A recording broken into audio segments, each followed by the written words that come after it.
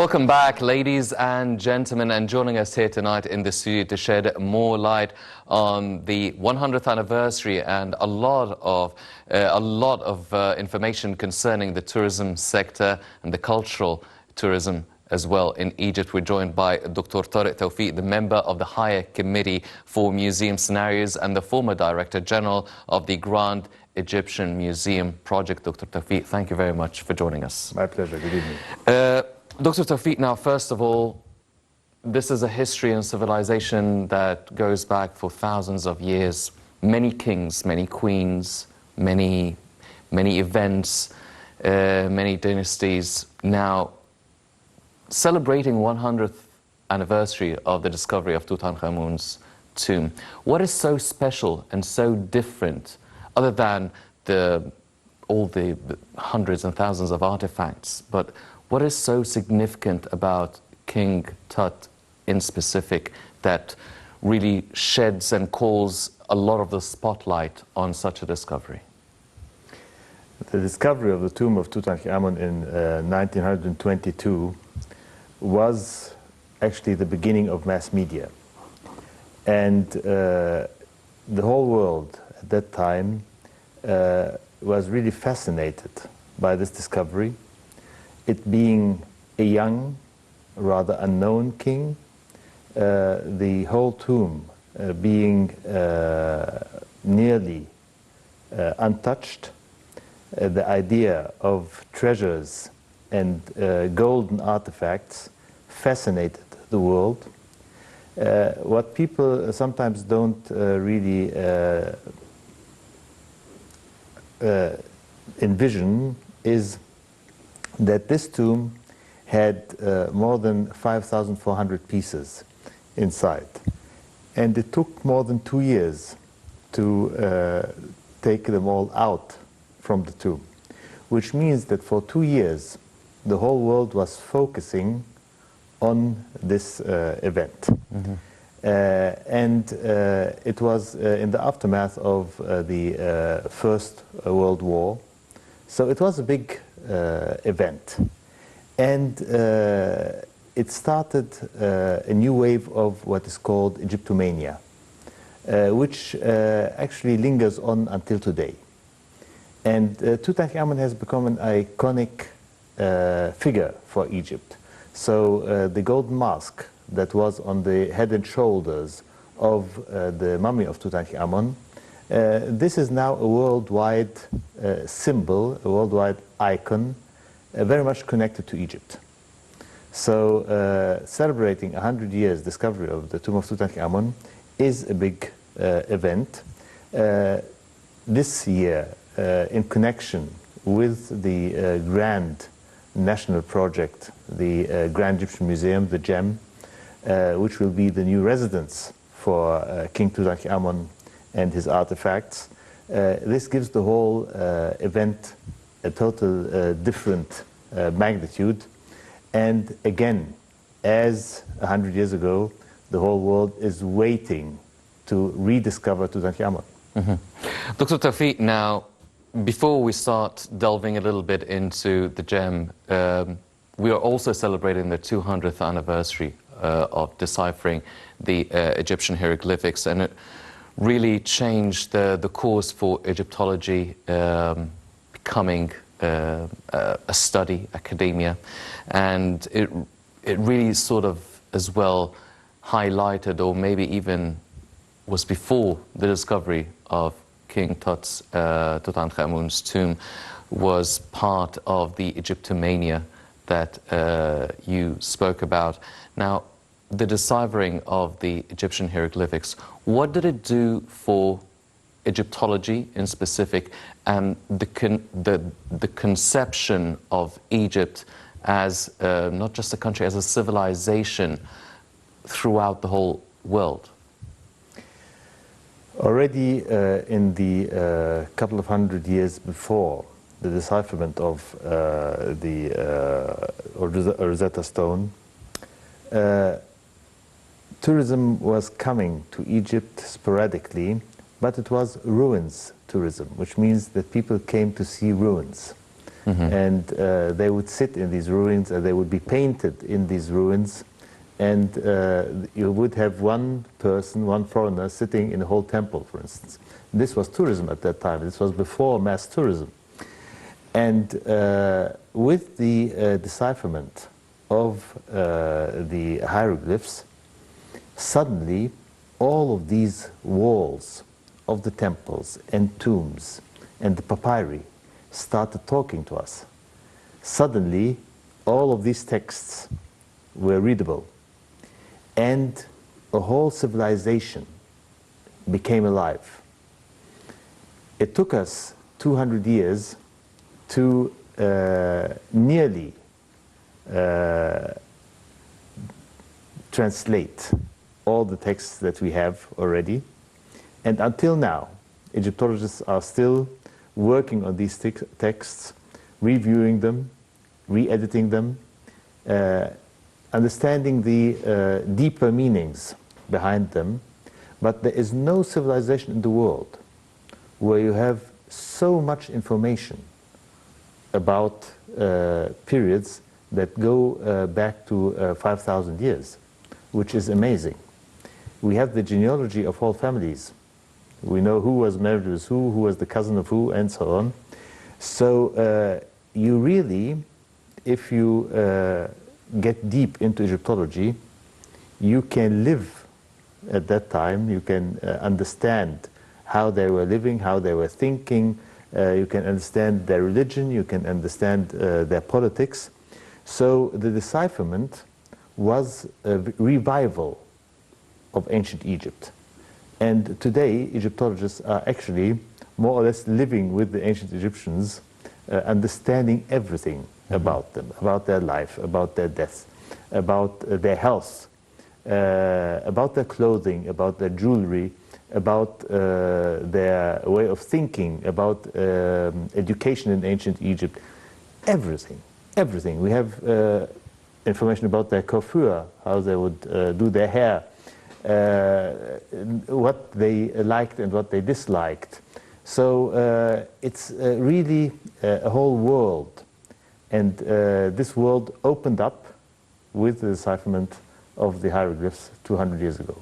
Well, if by deciphering all the manuscripts and all the information, you're saying that we've learned everything about the civilization in terms of a way of life, politics, inventions, beliefs, history, and philosophy, all these things. But you also said we nearly figured out everything.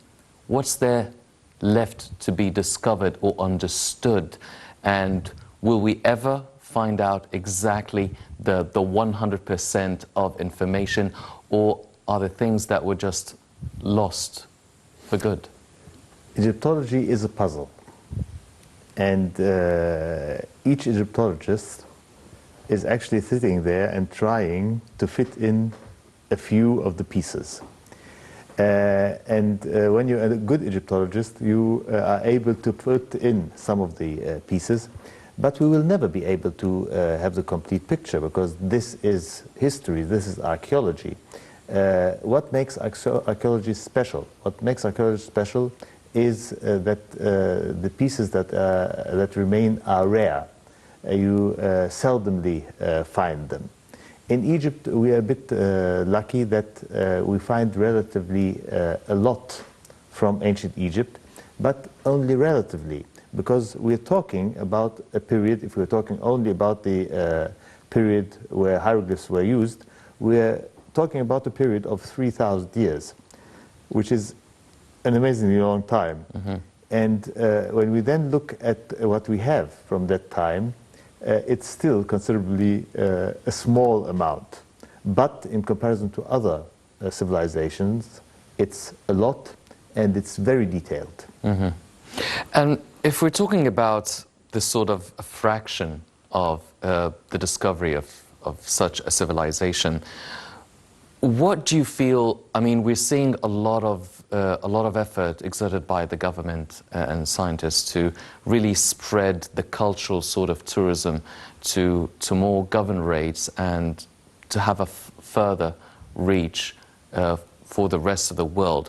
But instead of just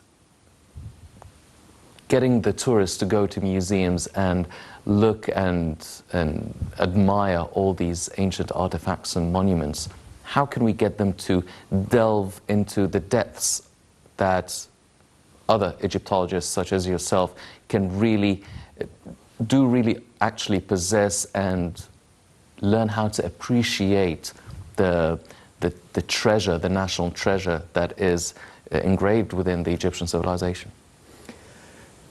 It's a market. And the visitors from all around the world have a huge palette of offerings from all around the world. And we must package our heritage in a way that's attractive for them, and that will attract the visitor to come to us, to choose us. The traditional tourism, or what we used to call the classical tour, will eventually change. The classical tour of Egypt was seeing Cairo, then going to Upper Egypt, and maybe taking 1 or 2 days on the coast of the Red Sea, and that was it. Egypt now has much more to offer.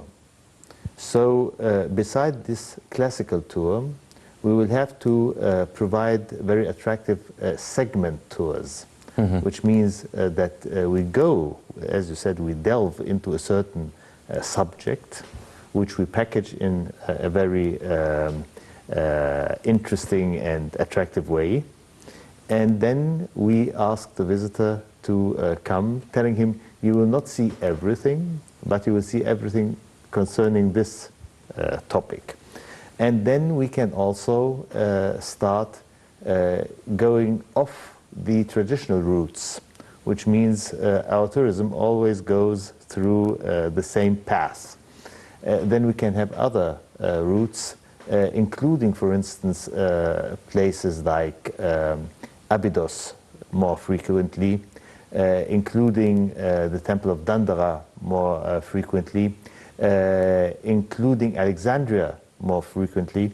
These are places that are just sporadically being visited, but that deserve actually to be visited much more frequently. Even Amarna, which was the capital of famous King Akhenaton, this could be a destination of its own if it is packaged in the right way, together, for instance, with Tutankhamun. So only making a visit for the Amarna period and the time of Tutankhamun. So already a very interesting package. We will need to do some innovative thinking concerning our tourism palette that we offer to the world. Yes. Dr. Tawfik, now, when you're talking about the marketing and getting out of the box of the classic or traditional tour, now you're the former Director General of the Grand Egyptian Museum Project. You're practically there from the very beginning, from the start. It's practically your baby. Now, this could prove to be one of our Egypt's biggest touristic achievements in modern history. Seeing how the whole project started and in the almost imminent anticipation of the official inauguration, what could such a museum present, not just for Egypt, but for the whole world, as a new marketing tool, marketing package, a tool for an honest and true appreciation of the Egyptian civilization? You've alluded to the discovery of Tutankhamun's tomb, getting all his belongings, all the artifacts from all around the world. This is practically the biggest museum in the whole world dedicated for one civilization. Please shed more light on that experience.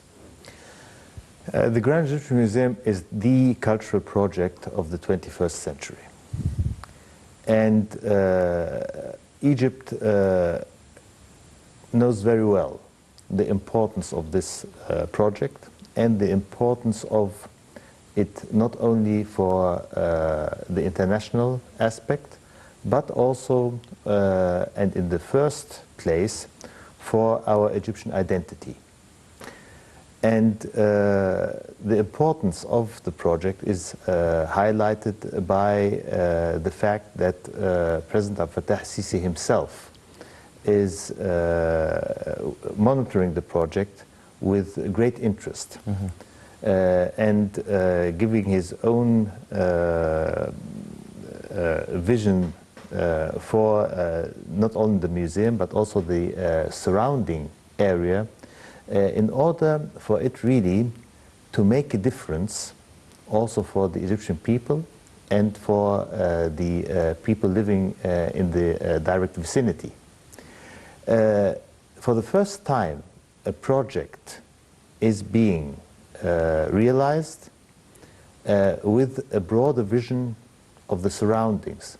So only half an hour away, you have the new Sphinx airport, which means that in the future we will have charter flights coming, and you can have something new like a weekend tourism.